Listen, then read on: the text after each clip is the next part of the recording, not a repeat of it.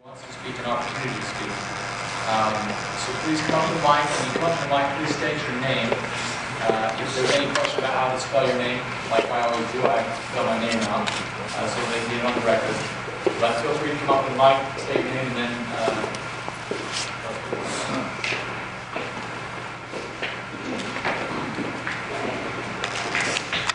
Good evening. Dennis Gowdy, last name spelled Goudy. I really come here tonight representing or wearing two hats. Hat number one is I've been a Midway resident now since about 1998. Also my family lives here as well, so that means my kids and grandkids are part of the community. My other hat is nearly 40 years in emergency management, 30 years with Salt Lake City Fire, retired. First thing I need to do is I want to apologize to Chief Giles and the Wasatch County firefighters.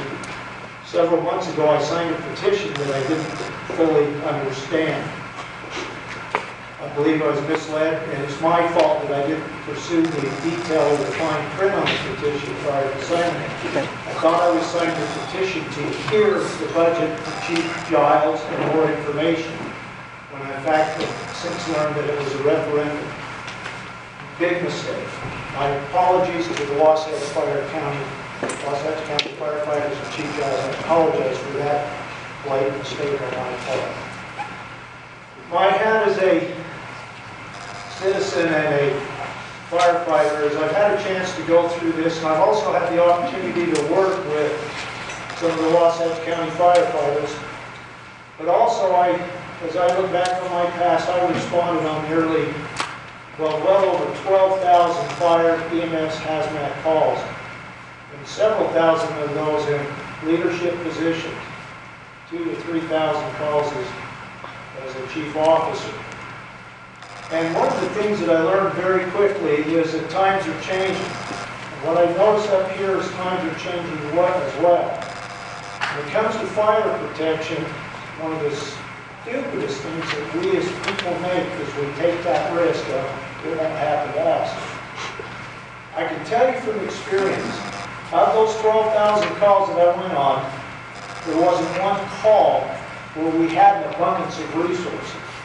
We always were struggling for resources. And you know Salt Lake Valley is really a fairly well-equipped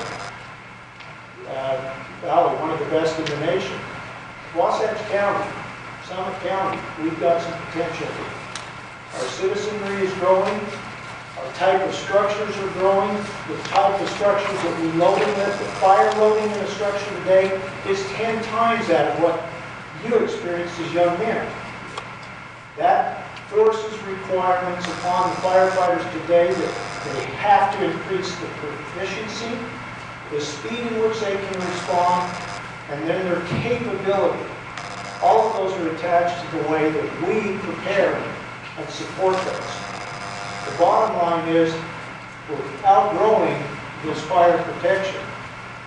If we take a proactive approach, I think that we're going to go back to our grandkids are going to thank us. Now on the legal side of things, as a firefighter and a chief officer, what I learned in my last few years with Salt Lake City and what I experienced the last few years traveling around the world teaching emergency management is that the legal hat now goes to the deep pockets. You're the deep pockets.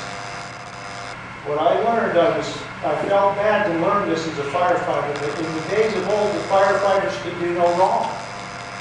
But not today's environment. Today, if that fire department is not equipped and not properly trained, that deep pocket insurance is going to come back to the Wasatch County residents and demand that we pay for that we didn't prepare for. And that's a fact. I was talking to Chief and RL about one of the last fires. I was an incident commander, one of the largest fires Salt Lake City had in many years, a huge strip mall fire.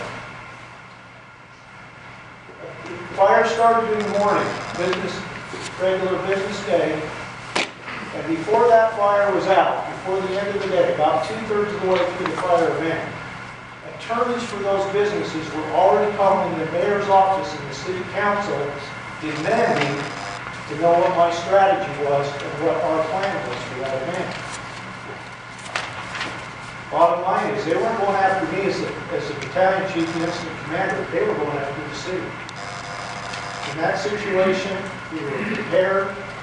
We were doing what we were trained. We were equipped properly. And we were able to defend the position. It was unfortunate we lost the businesses. Nobody got hurt. But that's my point. So from the legal, from the fire,